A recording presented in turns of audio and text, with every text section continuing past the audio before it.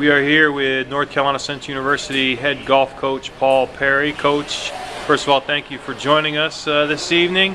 And coming into the 25th PGA Minority National Championship event with a pretty young squad. You've got a junior who's your team captain, a sophomore, and then 3 rookies. So what did you tell them coming into this tournament?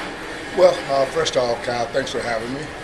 And talking to my guys, I knew that my freshman guys were a little nervous. They were a little excited about being here. I sort of leaned on my captain, Braden Cox, and my sophomore to sort of, Gavin Thompson, to sort of let them know exactly what to expect and, how to deport themselves and that kind of thing during the time of the tournament. All right. And how do you feel that as a team overall they performed? As a team, I think they performed about as well as I expected. I expect us to finish somewhere in the middle. I knew that Bethune-Cookman, Savannah State, and a couple other teams are very strong. I knew that coming in. And I knew they were stronger than we were, especially in the lower positions, in the 4 and 5 positions. 1, 2, and 3, I thought that we could compete with anyone. 1, 2, and 3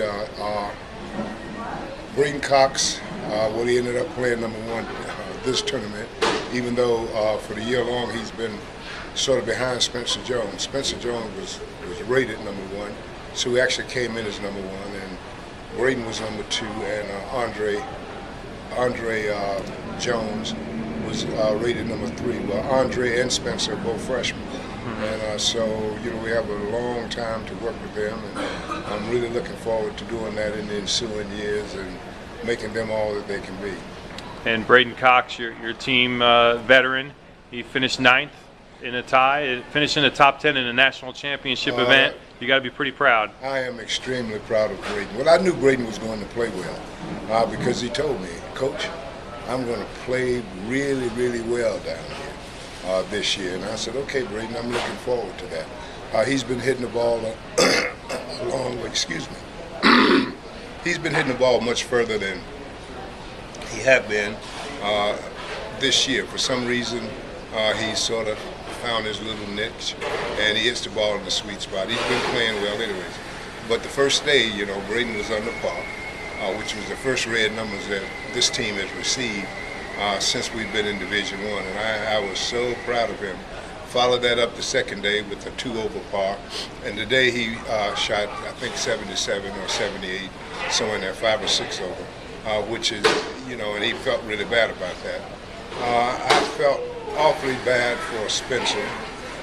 Spencer came here expecting to do much better than he did. He shot 81 the first 2 days, which is not a bad score, but it was really bad to him because he plays much better than that. Of course, he finished today with 75, so he played sort of today the way that he could have played all year long. And Andre Jones, his goal, he told me his goal down here was to play 3 rounds in the 70s, which he did, and he was so proud of himself. And as a freshman kid, he should be, and I'm very proud of him, as well as all of my kids. We had Gavin shot, today he shot 82. Of course, first 2 days, he didn't play as well as he wanted to. And it was the same for Walter Batts. Walter shot, first day he shot 86, and today he shot 86, and in between I think he had a 90 or something like that. But he didn't play as well as he wanted to, as well as he expected to. And, he had some very good holes.